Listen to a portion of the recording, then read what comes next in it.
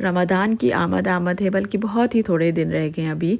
तो मैंने सोचा क्यों ना थोड़ी बहुत तैयारी शुरू कर ली जाए, क्योंकि अभी आगे जो है मैं मील प्रेप की वीडियोस भी आपके साथ शेयर करने वाली हूँ। तो उसके लिए किचन को रीसेट करना बहुत ज़रूरी था।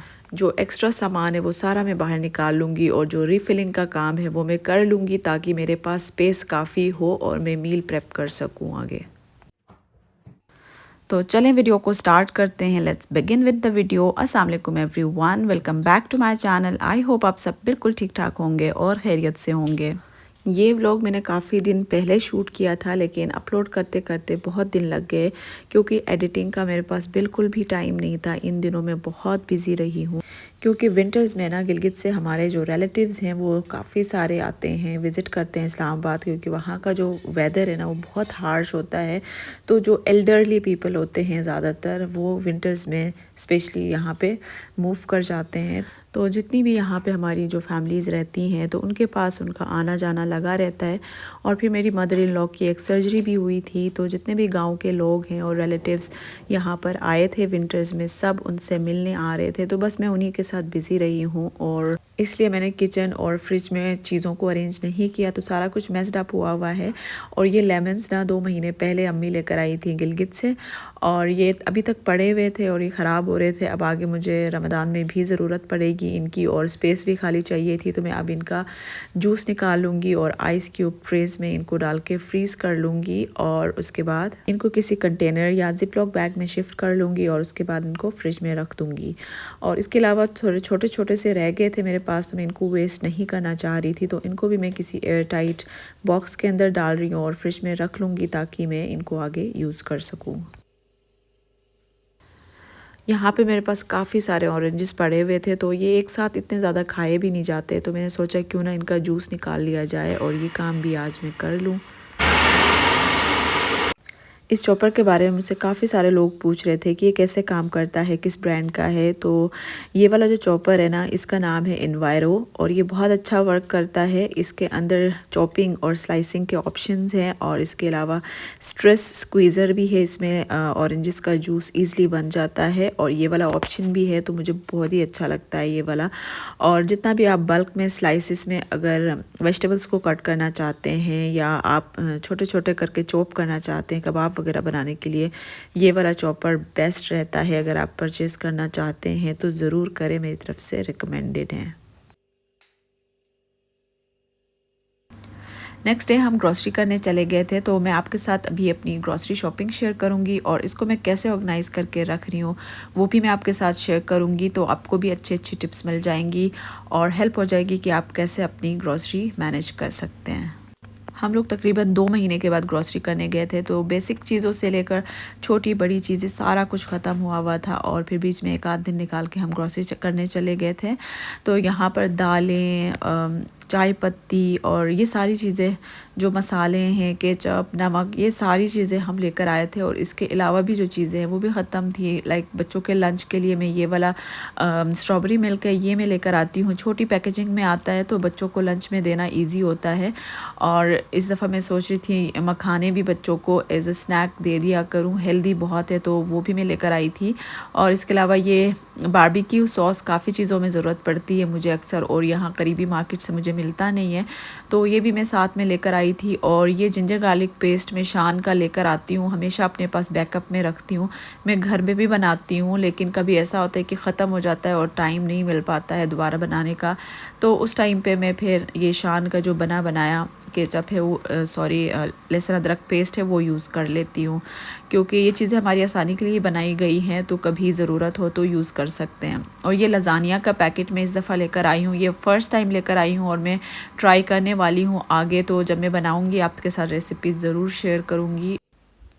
इसके अलावा कुछ बेसिक मसाले मुझे चाहिए थे, तो ये भी मैं लेकर आई हूँ, साथ में ये बने बनाए इस दफ़ा लेकर आई हूँ मैं। और इसके अलावा बेक पार्लर की स्पगेटी लेकर आई हूँ। बेक पार्लर की जो स्पगेटी होती है उसकी क्वालिटी काफ़ी अच्छी होती है, अक्सर मार्केट में शॉर्ट होते हैं, लेकिन इस दफ़ा अवेलेबल थे, मैं ले आई हूँ। और टमेटो केचप है, साथ में कढ़ाई मसाला नेशनल का, ये लाजमी लिया करें। और एक टिप है, जब भी आप कोई भी खाना बनाएं, 1 चम्मच आप किसी भी खाने में ये कढ़ाई मसाला डाल देना, इसका टेस्ट बहुत अच्छा आ जाता है। इनका जो कढ़ाई मसाला है वो मुझे बहुत पसंद है, मैं हर खाने में 1 चम्मच ज़रूर डालती हूँ।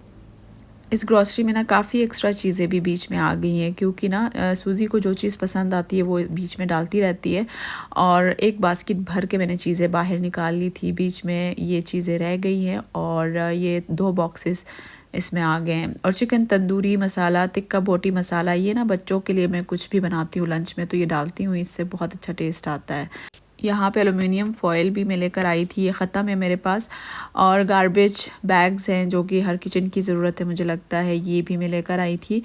और बीच में ना बच्चों को मैं लंच में स्वीट टूथ के लिए कोई कुकी वगैरह दे देती हूँ, और वो चीज़ें भी मैं ला के रखती हूँ ग्रोसरी के साथ ही, ताकि फिर मुझे ईज़ी रहे, जब भी देनी हो मैं उनके लंच बॉक्स में डाल दिया करूँ। और जो साबुन है उसके इस तरह के पैक्स आते हैं वही लेकर आती हूँ। और ये वाला जो शैम्पू है ना, ये बहुत अच्छा है, सल्फ़ेट फ्री शैम्पू है। बालों में केराटिन करवाने के बाद ना सल्फ़ेट फ्री शैम्पूज़ यूज़ करने होते हैं, तो यही वाला मैं यूज़ करती हूँ और इसके अलावा भी यूज़ करती हूँ। बहुत अच्छा शैम्पू है। बच्चों के लिए लॉरियल किड्स लेकर आई थी, और इसके अलावा बस बाकी बेसिक जो क्लीनिंग से रिलेटेड किचन का सामान है, ये मैक्स लिक्विड और पेपर टॉवल वगैरह। और बाकी काफ़ी हेवी चीज़ें नीचे भी पड़ी हुई हैं, जैसे कि चावल, कुकिंग ऑयल और इसके अलावा सर्फ, ये सारी चीज़ें नीचे पड़ी हुई हैं।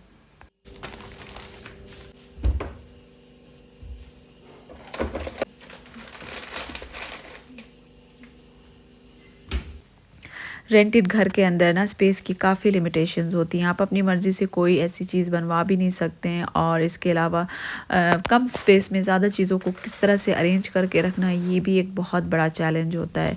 तो मैंने ज़्यादातर जो डोर्स है ना, इनको भी यूज़ किया है, इनमें भी कोई ना कोई ऑर्गेनाइज़र लगाया है, ताकि मैं काफ़ी चीज़ें इसमें रख सकूँ और जो जितनी भी स्पेस है इसको एफ़िशिएंटली यूज़ कर सकूँ। ये जो सबसे ऊपर वाला कैबिनेट है ना, यहाँ पे मैं मसाले रखूँगी बॉक्स वाले, क्योंकि इन मसालों की इतनी ज़्यादा ज़रूरत पड़ती नहीं है। और जो ज़रूरत वाली चीज़ें हैं ना, उनको मैं नीचे वाले कैबिनेट में रखूँगी। तो ये जो बॉक्सेस ऊपर बने हुए हैं ना, इनका साइज़ भी काफ़ी छोटा है, तो सामान बहुत कम आता है।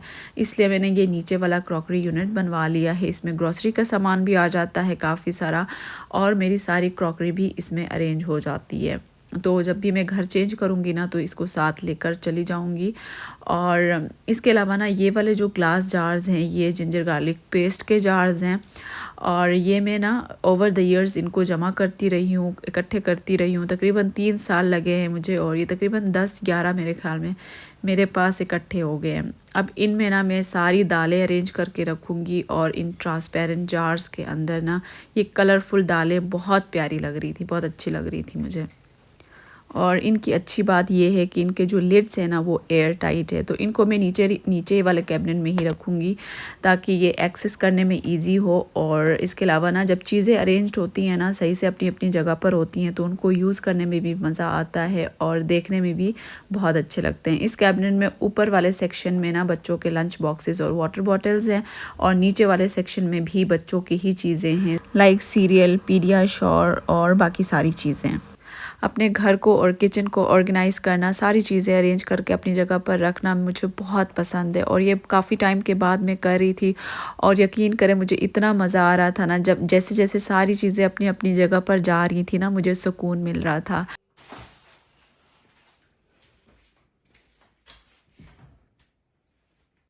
एक्स्ट्रा ग्रोसरी और ओपन पैक्स को स्टोर करने के लिए ना, मैंने इस तरह का लार्ज साइज़ का बॉक्स लेकर रखा हुआ है।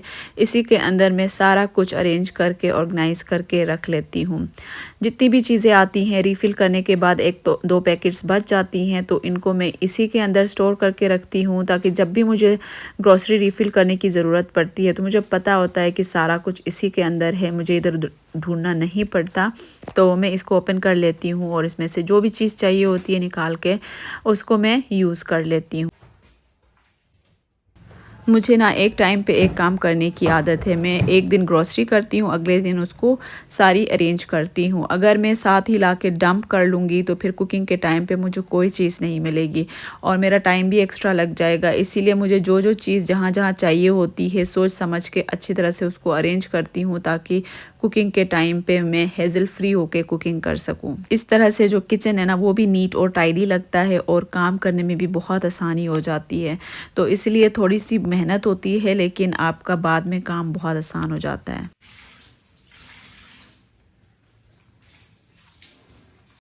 यहीं पे मैं अपना व्लॉग एंड करती हूँ। अगर वीडियो पसंद आई है तो ज़रूर लाइक करें और अपनी फ्रेंड्स और फैमिली में शेयर करें। अगर मेरे चैनल पर न्यू है तो इस चैनल को सब्सक्राइब करें। मिलती हूँ नेक्स्ट व्लॉग में, तब तक के लिए अपना बहुत सारा ख्याल रखें। टेक केयर, अल्लाह हाफिज़।